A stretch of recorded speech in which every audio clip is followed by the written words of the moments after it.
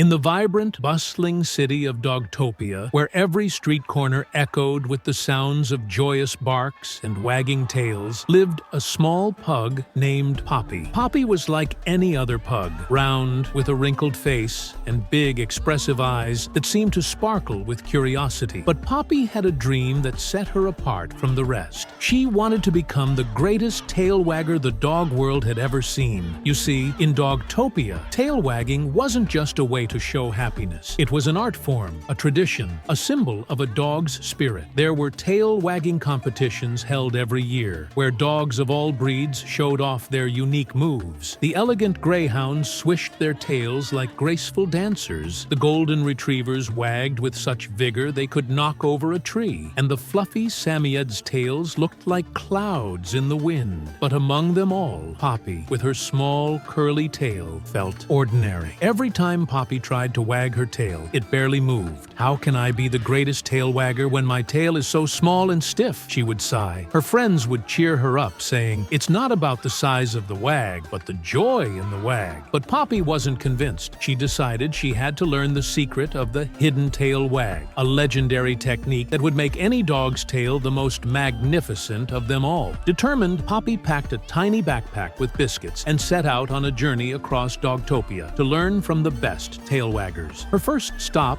was the meadow where the corgis lived. Their short, stubby tails wiggled with such energy it was like watching popcorn pop. Poppy approached the oldest corgi, Sir Wigglesworth, who was known for his epic popcorn wag. "Sir Wigglesworth, please teach me how to wag my tail like you," Poppy begged. The old corgi chuckled, his belly shaking with laughter. "Ah, young Poppy, it's all about rhythm. Feel the beat of your heart and let your tail follow." Poppy tried and tried, but her tail still barely moved. She thanked Sir Wigglesworth and continued on her journey, a little discouraged, but still hopeful. Next, Poppy traveled to the cliffs by the sea, where the border collies practiced their tail-wagging techniques against the wind. There, she met Luna, the fastest tail wagger in the West. "Luna, can you teach me the secret of your wag?" Poppy asked. Luna nodded and said, "It's all about balance, Poppy. Feel the wind, find your center, and let your tail flow with it." Poppy stood on the cliff, feeling the wind whip around her, trying to balance. She wobbled, her little legs trembling, and her tail moved just a tiny bit more than before. But still, not enough. "Don't worry, little friend," Luna encouraged. "It takes time to learn. You have spirit, and that's what counts." Poppy thanked Luna and continued on her journey, feeling both anxious and excited. She traveled through fields, forests, and mountains, meeting different breeds, learning their techniques, but her tail still wouldn't wag like she wanted it to. Finally, she arrived in the Misty Mountains, where the wise and mysterious Shiba Inu named Sensei Hiro lived. It was said that Hiro knew the secret of the hidden tail wag. Poppy found Hiro meditating under a cherry blossom tree, his tail a perfect curl. "Sensei Hiro," Poppy whispered, bowing respectfully, "please teach me the secret of the hidden tail wag." Hiro opened one eye, then the other, and smiled gently. "Why do you want to learn the hidden tail wag, little one?" he asked. Poppy hesitated, and then said, "I want to be the greatest tail wagger in Dogtopia, but my tail, it's so small and stiff. I want to prove that even a pug can have a magnificent wag." Hiro nodded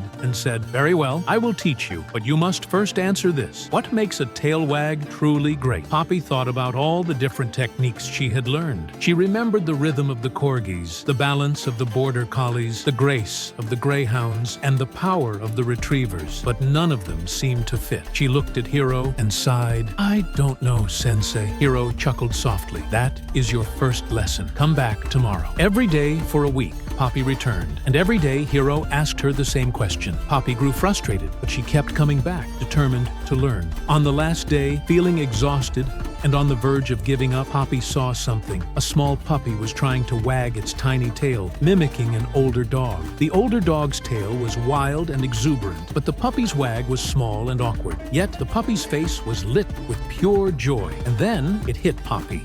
She ran back to Hiro, panting with excitement. "Sensei Hiro, I know the answer. A tail wag is truly great, not because of its size, speed, or style, but because of the joy behind it." Hiro smiled wide. "Exactly, young one. A wag is great when it comes from the heart. You've found the secret of the hidden tail wag." Poppy's heart swelled with happiness. She stood tall, and without thinking, her little tail started to wag. Not big, not fast, but with pure, unfiltered joy. It was the happiest wag she'd ever felt, and to her surprise, it felt like the most beautiful wag in the world. When Poppy returned to Dogtopia, she entered the annual tail wagging competition. She didn't have the biggest or fastest wag, but when she wagged her tail, every dog in the crowd could feel her happiness. She didn't win the first prize, but she won the hearts of everyone there. And from that day on, Poppy's name was known across Dogtopia, not as the greatest tail wagger, but as the dog who reminded them all that the true beauty of a wag